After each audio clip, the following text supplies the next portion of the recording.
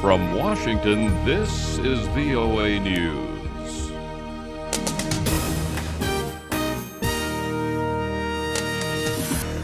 Coming up, President Obama dedicates the 9/11 Museum in New York. Afghan presidential election headed for a runoff. Hello, everyone. I'm Steve Norman. President Obama has dedicated a new museum in New York recounting the horror of the September 11th, 2001 terrorist attacks in the United States that killed almost 3,000 people. He recalled the heroism of rescue workers who helped save thousands of people trapped in the Twin Towers of the World Trade Center in New York after al-Qaeda hijackers crashed passenger jets into the skyscrapers. I want to express our deep gratitude to everybody who was involved in this great undertaking for bringing us to this day, for giving us this sacred place of healing and of hope. Here at this memorial, this museum, we come together. Families of the victims and rescue workers gathered for the dedication of the National September 11th Memorial Museum, located on the footprint of the World Trade Center. $700 million museum and Memorial Plaza opens to the public next week. Britain and the United States have warned Russia that it will be hit by broader economic sanctions if it tries to disrupt Ukraine's May 25th presidential election.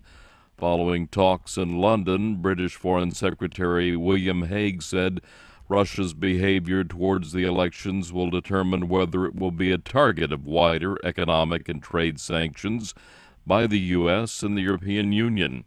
And U.S. Secretary of State John Kerry said the message to Moscow is simple. Let Ukraine vote. Let the Ukrainian people choose their future. And let them do so in a fair, open, free, accessible election. Secretary Kerry said he hoped Russia would encourage pro-Russian separatists in eastern Ukraine to work through the process that has now been opened up, an apparent reference to national unity talks that started in Kiev on Wednesday without the separatist participation.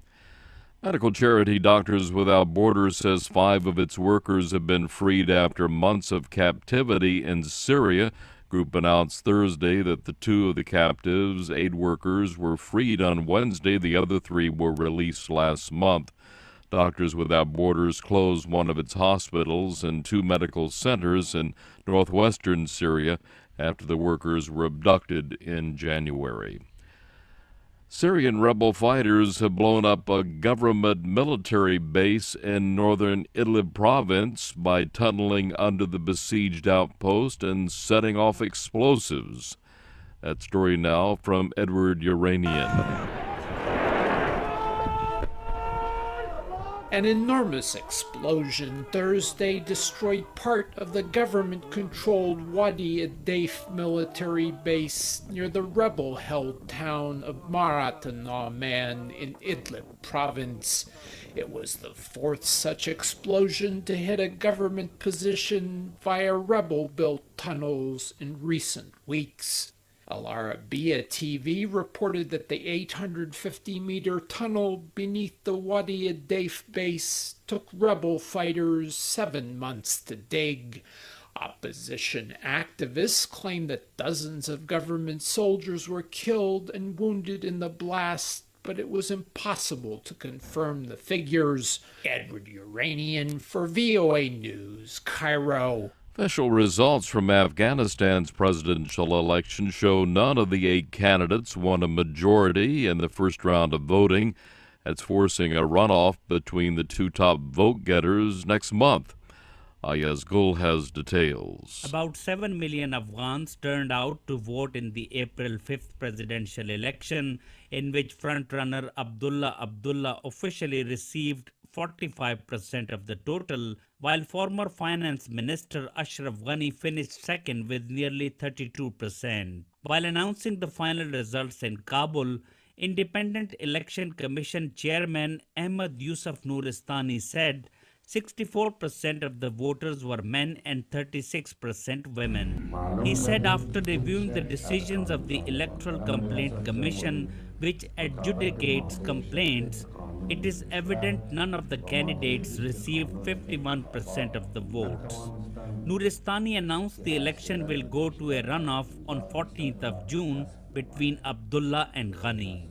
Ayaz Gul for VOA News, Islamabad. And workers in Turkey held a nationwide strike on Thursday as the death toll of the country's worst ever mine disaster rose to 282. Public Workers Union Confederation, which represents hundreds of thousands of employees, said the one-day strike was a protest in the nation's poor mining safety standards. Get more news at our website, voanews.com.